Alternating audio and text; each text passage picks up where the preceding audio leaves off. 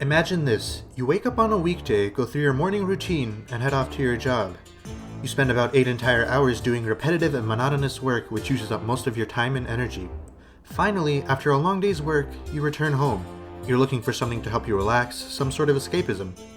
You're probably going to play some games. And let's be honest, this isn't just a hypothetical situation. It's not uncommon for us to play games so we can escape and become immersed in some sort of fictional world. Now, imagine one of these fictional worlds has you playing as an inspector who works at a border security checkpoint. The gameplay is just checking the passports and documents of travelers for discrepancies. If there are no issues, you let them pass. Otherwise, you deny them. What I just described is a game called Papers, Please. And yes, if you've caught on by now, it's a simulation of a boring job where you do repetitive and monotonous work.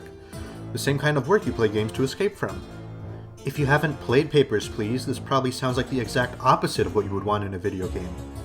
This sounds like a game that wouldn't be fun, and it sounds like a game that would be dead on arrival.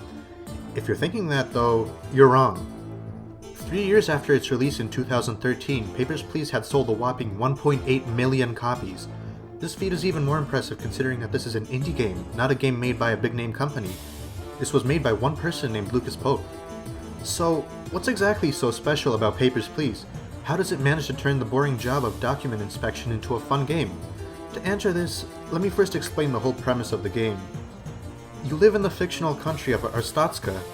If the name itself didn't give it away, this is modeled after a typical communist state in the Soviet Union, back when it was still around. To be more specific, this game takes place in late 1982. In the dystopian nation of Arstotzka, jobs are given out to people by random lottery selection.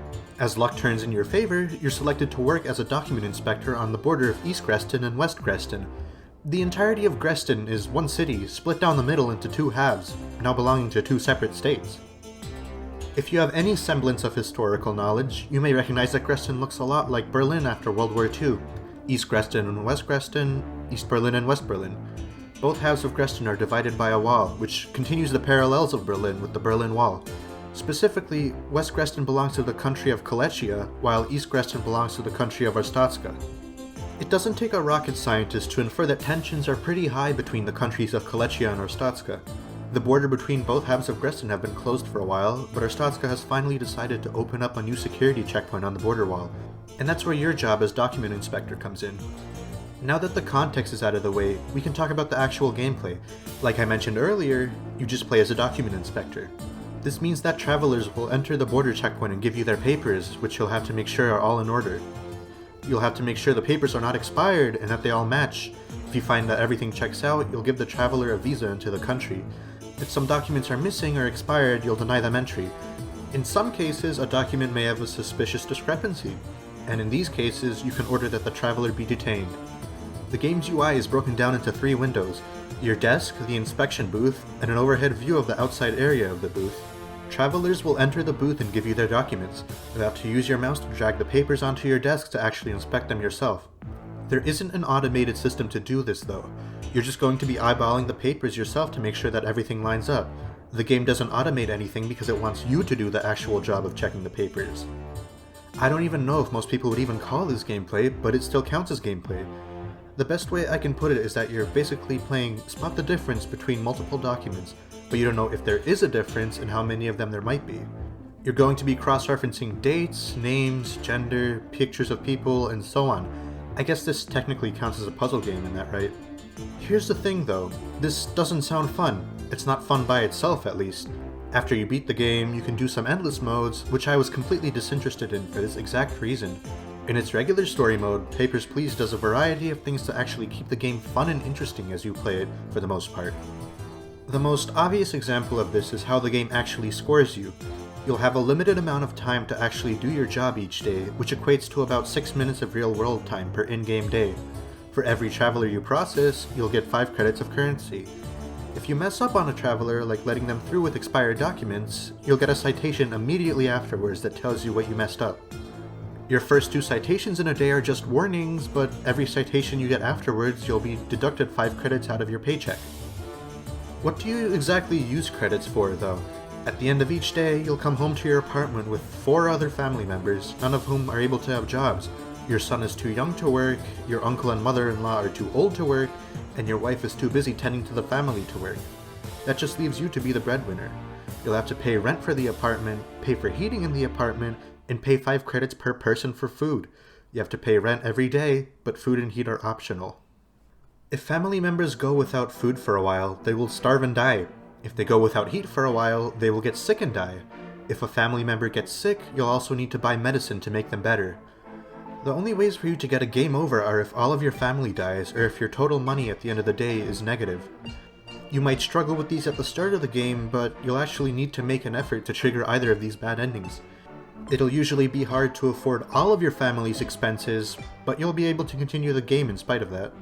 Your family is your main motivation for actually being good at the game. If you play better, you'll get more money.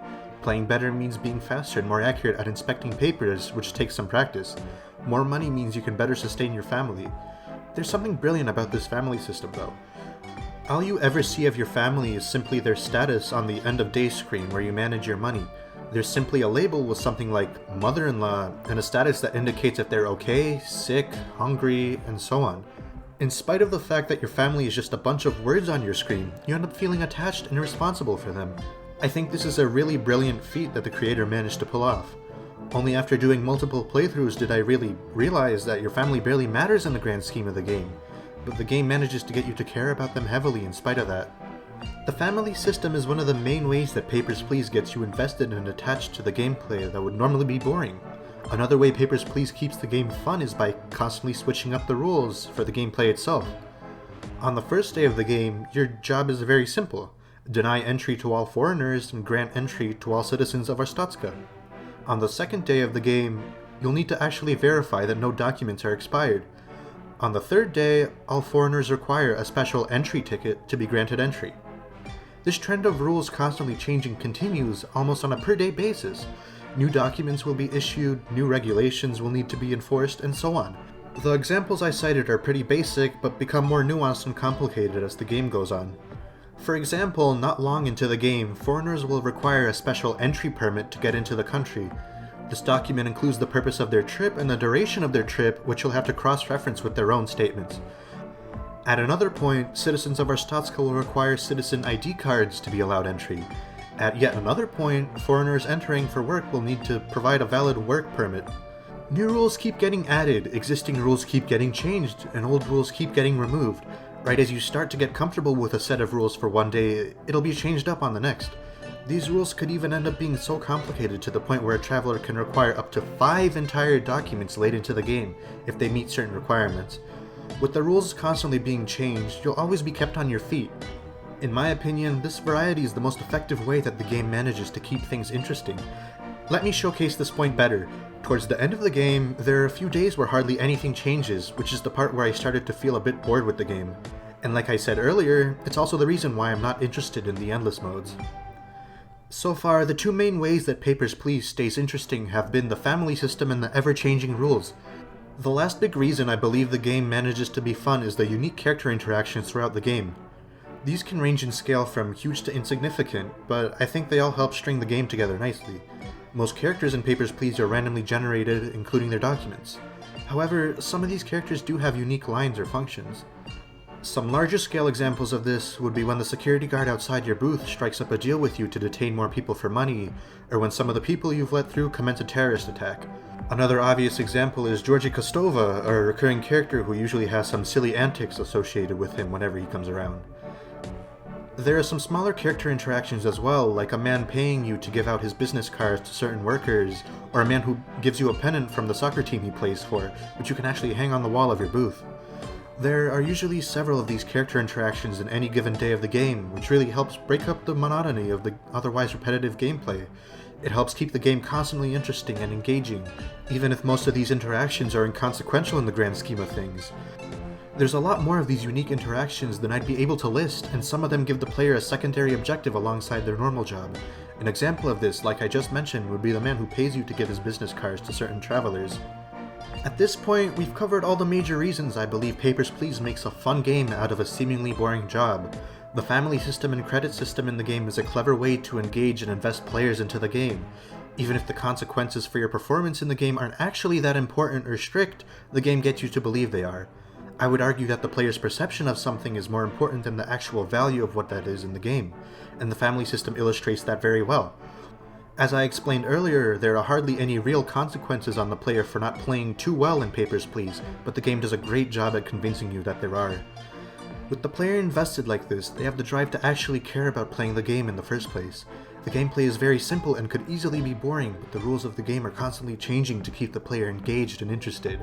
Save for the final part of the game, I think Papers, Please does a great job at this as well. The goalpost is always moving around, and this is paced in such a way where you will neither get frustrated or bored from it.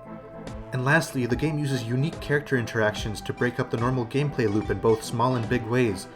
These interactions help keep the minute-to-minute gameplay of Papers, Please interesting. Whether it be a surprise terrorist attack or just a funny quip from an immigrant, these little interactions are exciting and do a good job with helping pace the game. So, there you have it. On its own, the gameplay of being a document inspector would simply be boring and uninteresting. However, by doing all the things I covered in this video, Papers, Please manages to transform that job into a fun game. In doing this, Papers, Please became known as a very unconventional and unique game, which is definitely part of the reason it's been able to succeed as it has. More importantly, I think Papers, Please demonstrates that you can make a fun game out of something that wouldn't sound like a fun game. This has been Beats for Breakfast, and I hope you enjoyed.